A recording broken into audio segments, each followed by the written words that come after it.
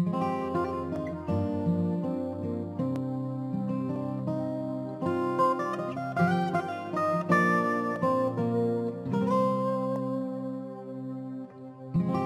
sa mga nagtatanong naman po, sasabihin ba kaagad ng Lord ang calling natin?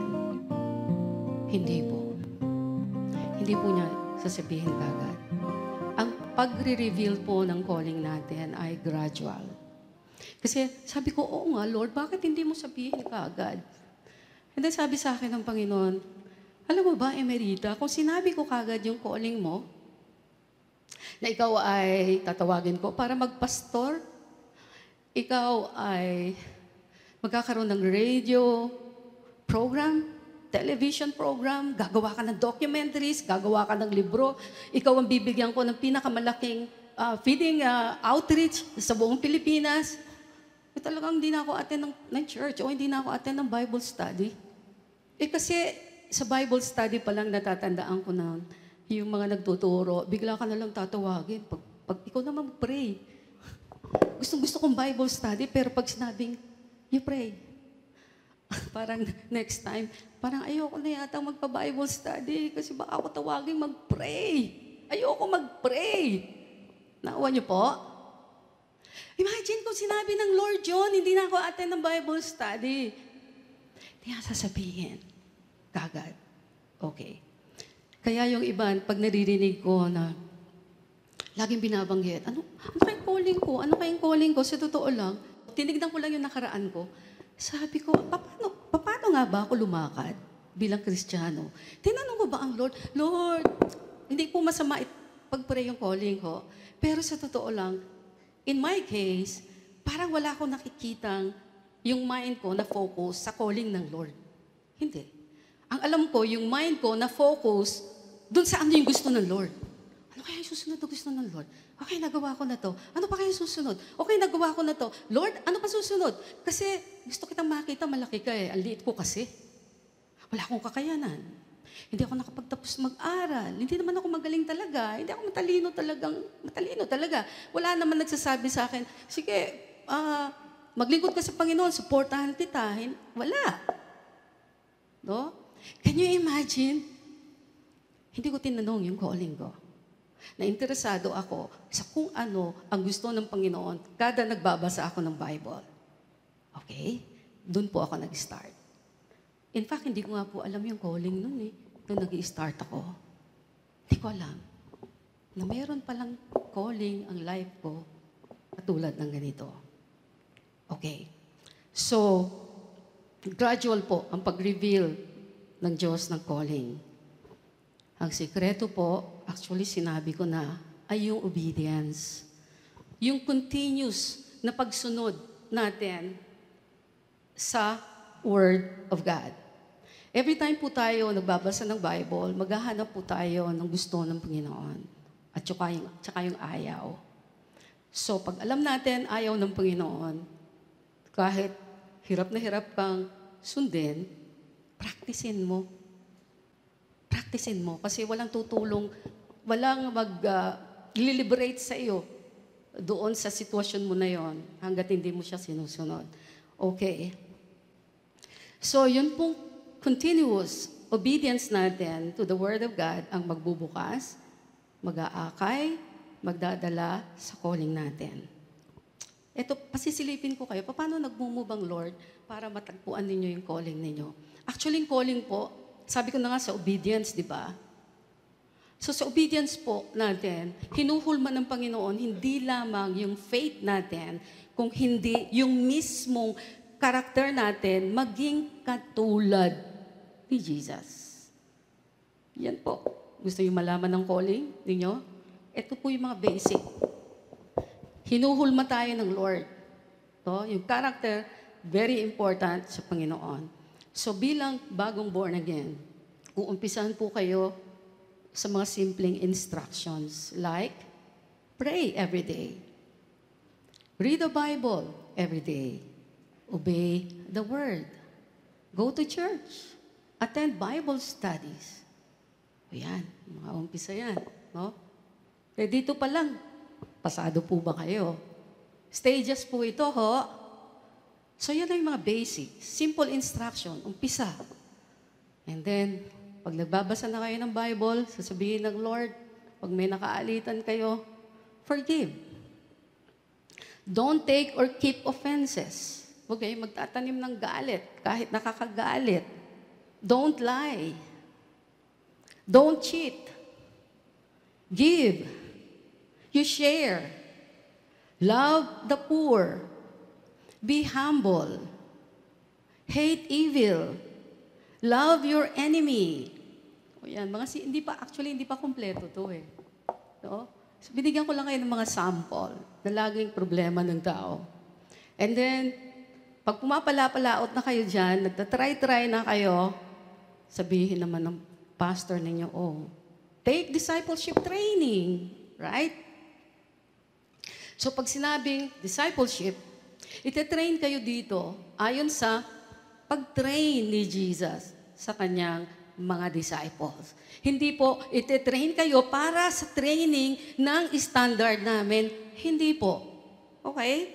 Ang discipleship training ay pagkalalim ng pagiging Kristiyano para hindi po kayo parang tree na pagkakonting bagyo lang o mahinang bagyo lang, tutumba na kayo at hindi na kayo pwedeng i-revive. Yun po. Kaya may discipleship training po. Okay. So, sa discipleship training, tuturuan kayo ng Panginoon na ang focus hindi na sa sarili ninyo, kundi sa kingdom of God. So, sasabihin din ng Lord, share the word. Evangelize. And then, make disciples.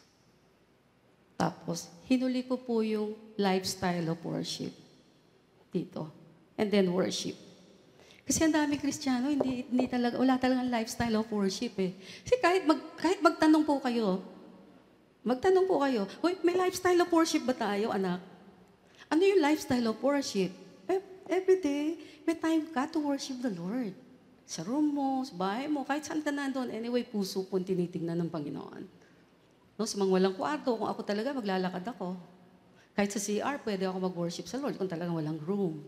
Kasi ang puso po, hanggat sasabihin mo, Lord, bigyan mo na po ako ng room, sarili kong room, kasi gusto ko talaga, nabibigay ko ng todo yung pag-worship ko. Alam nyo, ito yung isa sa pinakamahirap. No? But kung mapapansin po ninyo, hinuli ko yung worship. Kasi mahirap po itong gawin araw-araw. Pero ang totoo, sa lahat po ng nabanggit ko, ito dapat yung first na dapat gawin every day. Worship actually is our first calling. Alam niyo po, yung worship ay nagbibigay ng power. Ang worship, bakit siya nagbibigay ng power? Kasi sabi sa Bible, sa Book of Proverbs, kapag nag-worship ka, bumababa ang presence ng Lord. Bumababa ang presence ng Lord. Bumababa ang presence ng Lord. Now, kung hindi ka matakaw sa presence ng Lord, kala mo okay na yung life mo, yan na nga lang yung life mo. Pero sabihin ko po sa inyo, dami pa. Daming hindi nakukuha ng mga tao na regalo ng Lord sa life nila. Napapakinabangan din. Hindi lang ng pamilya, kung hindi ng maraming tao. No? So, ang worship po, ang tutulong sa inyo para mapagtagumpayan ninyo, makayanan ninyo ang lahat ng inisa-isa ko. Since sa pag-worship po natin, bumababa ang presence ng Panginoon, sigurado po ako, ililid po niya kayo sa calling ninyo. One step at a time. Pakinig po kayo mabuti. Papakita ko po sa inyo kung gaano po kahalaga ang worship. Bago po ito, kaya ko nasasabi po, itong about worship. Kung manonotice nyo, halos lahat ng message ko, hindi pwedeng hindi ko dinidiin o sinisingit yung worship. Kasi ayoko pong kulang ang sasabihin ko sa inyo.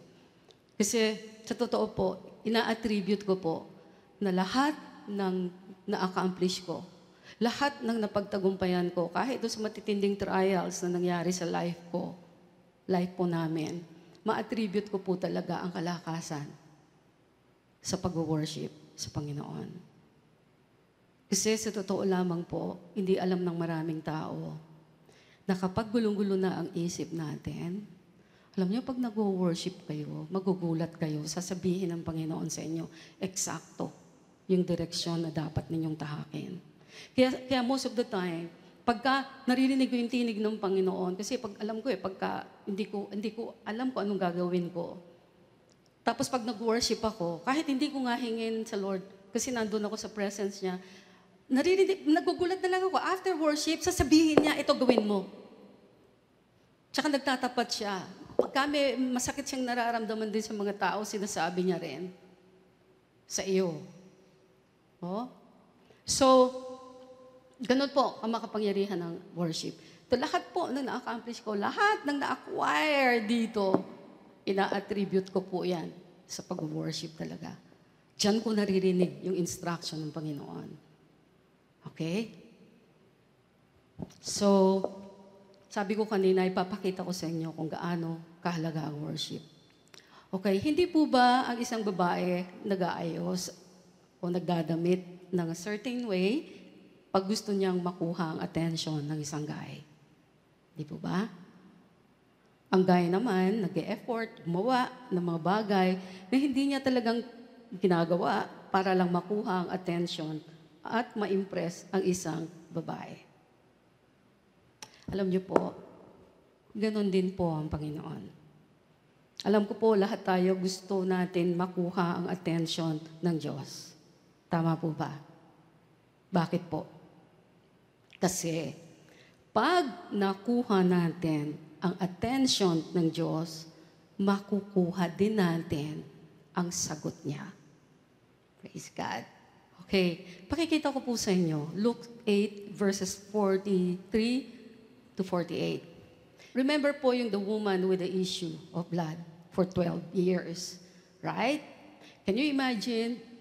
Naubos na yung kabuhayan niya, walang makapagpagaling sa kanya, pero nung nakuha niya yung attention ni Jesus, immediately, ito kahit gumapang siya, nakaluhod siya, no? Immediately po, gumaling siya. Okay, sa Matthew 15 naman, verses 21 to 28, isang babae rin ang makikita natin na nakakuha ng attention ni Jesus. Ang babaeng ito ay hindi kalahi o kababayan po ni Jesus. Hindi rin siya Christian. She is a Gentile. Nung time po nila, ang babaeng Gentile ay hindi pwedeng lumapit sa isang Jewish like Jesus. Bawal na bawal po ito. Ganon pa man, nung nakita niya si Jesus, alam niyo, sumigaw po siya sabi niya, "Have mercy on me, O Lord, Son of David. My daughter is severely demon-possessed." Alam niyo po ba, yung ibig sabihin pala ng Son of David dito, para sinasabi na Messiah. Oh Lord, in-acknowledge niyang Lord. Oh Lord, my Messiah. Or the Messiah. So, tinry niyang kunin ang attention ni Jesus. Pinresenta niya yung need niya. Ito pangailangan ko, demon-possessed ang aking anak.